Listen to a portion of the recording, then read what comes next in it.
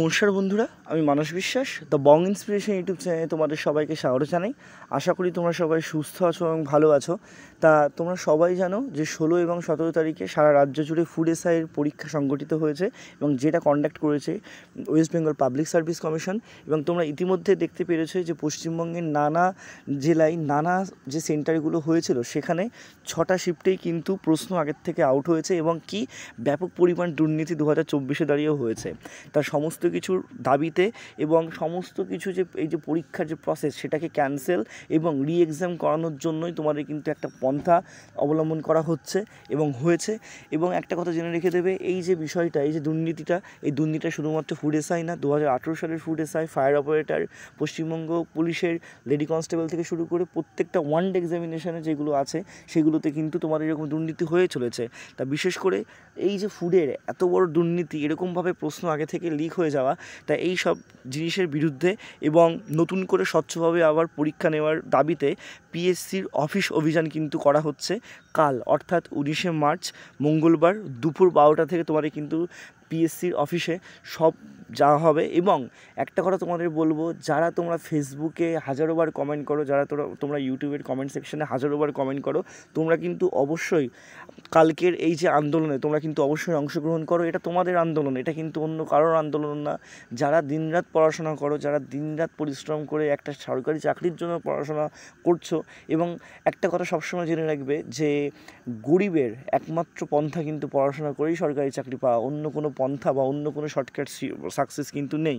তা তোমরা অবশ্যই কিন্তু আসো, একদিন আসলে তোমাদের কোনো কিচ্ছু হবে না। তো অবিলম্বে তোমাদের কিন্তু কালকে আসার জন্য অনুরোধ করছি, আমি তোমাদের হাত জোর করে অনুরোধ করছি।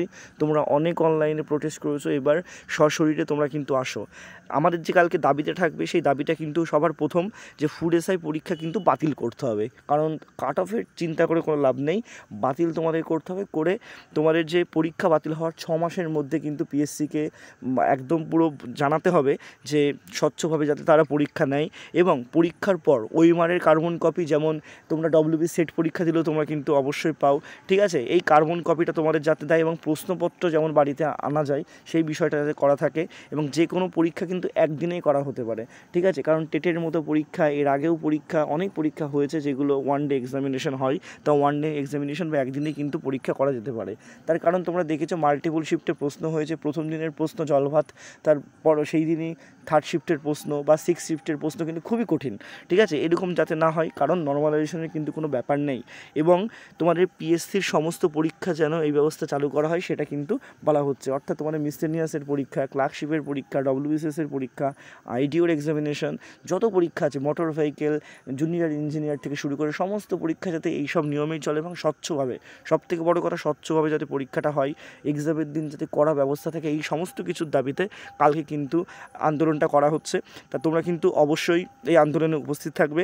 এই আন্দোলনে তোমরা কিন্তু একটা কথা জেনে রেখে দেবে, তোমাদের এই আন্দোলন কিন্তু আর কারণ না। তো অবশ্যই তোমরা কিন্তু এই আন্দোলনে উপস্থিত থাকো। আমি তোমাদের হাত জোর করে রিকোয়েস্ট করছি, কাল দুপুর 12টার সময় তোমরা সবাই কিন্তু উপস্থিত থাকো। তোমাদের কোনো প্রয়োজন হলে আমাকে কিন্তু তোমরা টেলিগ্রামে বা হোয়াটসঅ্যাপে মেসেজ করো, আমি সব প্রশ্নের উত্তর দেবো। আর সবথেকে বড় বিষয়, এই আন্দোলনটা কিন্তু সম্পূর্ণ অরাজনৈতিকভাবে করা হচ্ছে, শুধুমাত্র তোমাদের জন্য এবং শিক্ষকের, পশ্চিমবঙ্গের যত শিক্ষক আছে তাদের দ্বারা, ঠিক আছে, কোনো রকম রাজনৈতিকের রং কিন্তু নেই। কালকের আন্দোলনের মুখ হবে তোমরা, কালকে আন্দোলনে প্রশ্ন করবে তোমরা, তোমাদের দাবি, তোমাদের অধিকার তোমাদেরই কিন্তু কালকে নিয়ে আসতে হবে। তা সবাই সুস্থ থেকো, ভালো থেকো, সমস্ত জায়গায় এটা শেয়ার করে দাও। এবং আমি আবারও বলছি, কালকে তোমরা আসলে কিন্তু এটা সাফল্যমণ্ডিত হবে। সবাই সুস্থ থেকো, ভালো থেকো, ধন্যবাদ।